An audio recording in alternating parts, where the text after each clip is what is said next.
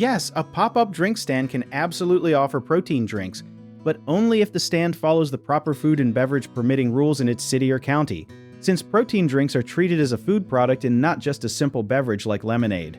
Protein drinks are a little different from your regular pop-up stand items because they usually contain dairy, milk substitutes, or protein powders that need to be handled carefully so they do not spoil or grow bacteria. Most health departments classify these as potentially hazardous foods, which means the stand owner often needs a special endorsement on their permit plus a way to keep the drinks cold, usually below 41 degrees Fahrenheit, the whole time they are being served. Something a lot of people do not know is that some cities allow what is called a cottage food exemption for basic drinks, but protein drinks almost never qualify for that exemption because of the dairy or protein content, so a full mobile food permit is usually required instead.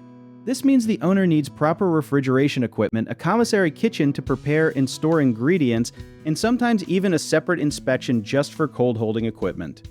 One common mistake people make is assuming a lemonade stand permit automatically covers protein drinks, when in reality it usually does not, so always double check with your local health department before adding these to your menu. Another thing to watch out for is improper labeling. Since many areas require nutrition labels or ingredient lists on any drink containing protein powder or added supplements, and skipping this step can lead to fines. A good tip is to partner with a licensed commissary kitchen from day one, since this solves both the food safety and storage requirements in one simple step. If you enjoyed this video, check out our online directories in the description below.